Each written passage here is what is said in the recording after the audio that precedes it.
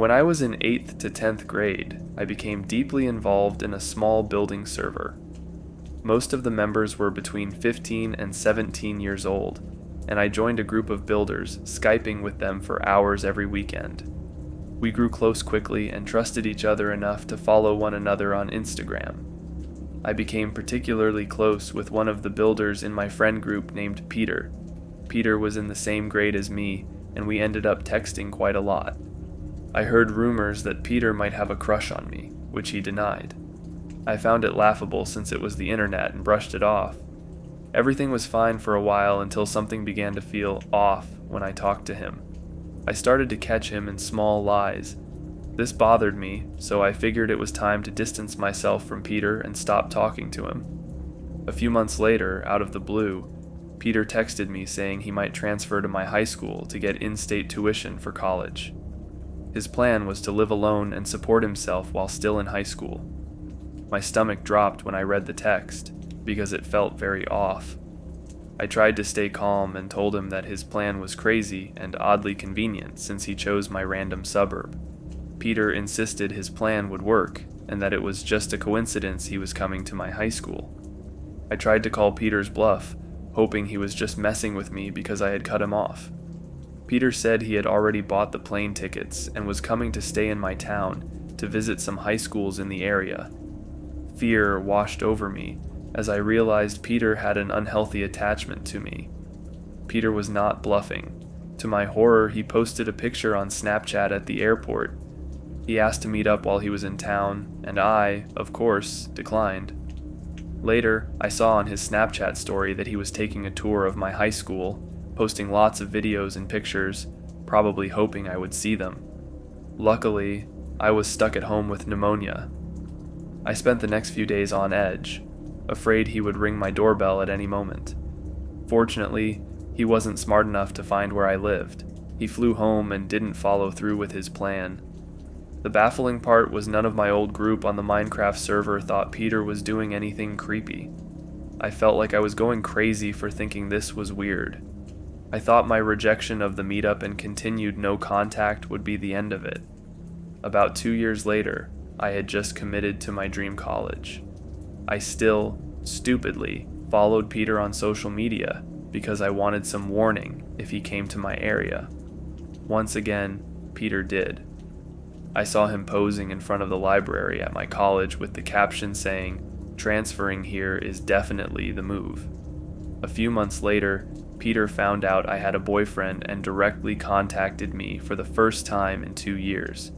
He started asking strange questions like, "Will he protect you?" I shouldn't have answered, but for some reason I did.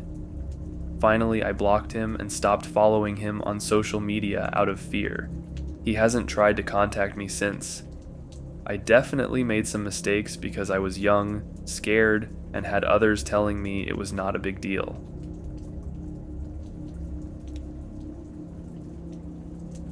So 3 days ago, I put my dresser up for sale on Facebook. I belong to many local buy, sell, and trade groups. I've never really had any issues with creeps before, and I've sold a lot of stuff on these groups. I don't drive, so I have people come to my house. Not the best situation, but I have a large dog, a scary husband, and 2 security cameras.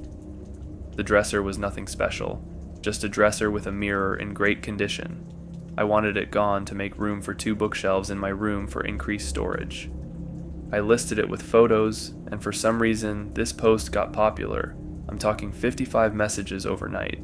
It was a first come, first served situation, and I got a message from a guy that went like this: "It's mine. Give me your address. I'll be there at 1. This was without any prior conversation with me, and I didn't answer it because I had an elderly retired couple coming at noon to check it out and maybe buy it, so I didn't reply. About 30 minutes later I got, "Hey idiot, I'm coming at 1. Give me your address or I'll look it up." My creep meter starts going off, and I tell my husband. He isn't concerned at all. At noon, the elderly couple comes, buys the dresser, and all is good. The guy didn't show up at 1, so I marked the dresser sold and thought that was the end of it. I've got cash, room for bookshelves, and everything's fine.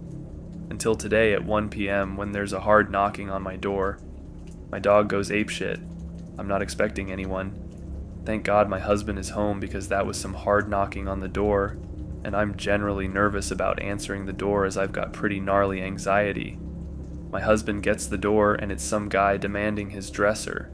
My husband tells him that we sold the dresser yesterday and that he was sorry, but he'd have to leave. The guy says he looked up my information online and that I had promised him the dresser. At this point, I get nervous and it might have been premature of me, but I called the cops.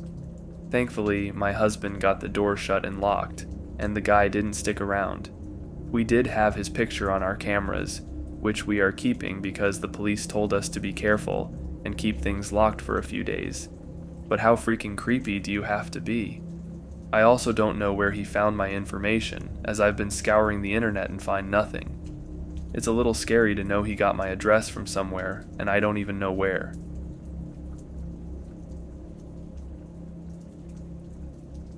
My ex and I broke up about a year ago, and it got very messy.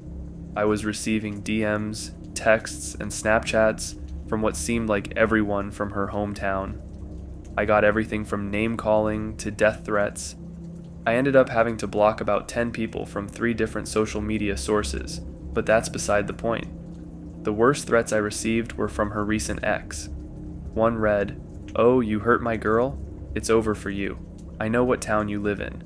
I will find you, and when I do, even your parents won't be able to recognize your body." He also sent me several others explaining the ways he would torture me. I just ended up blocking him along with everyone else and moved on with my life.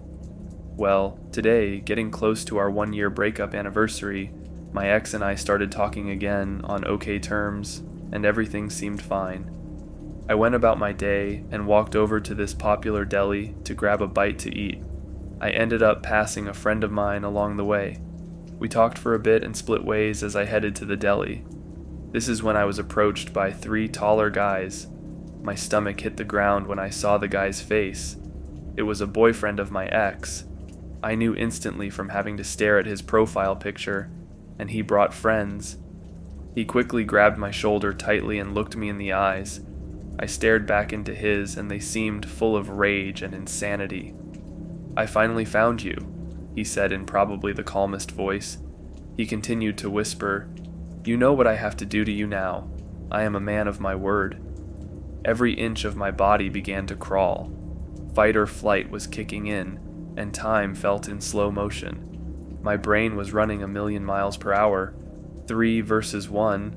Okay, this isn't good, but they can't just kill me here in broad daylight. Do they have a car? Oh God. Are they going to kidnap me first? I started to look for an exit. He then tightened his grip and said, "Nobody is going to save you." That's when I booked it, full pedal to the metal.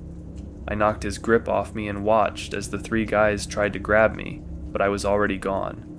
I ran as fast as I could. Thankfully, I know the area pretty well, so I took off towards the direction of my friend's apartment. They chased after me, screaming full-blown battle cries. I turned the corner, and by sheer luck, somebody was exiting my friend's apartment building, which had a locked from the outside gate. I dashed in and slammed the gate behind me. I watched for about 5 minutes as they searched the nearby area for me. These guys were serious.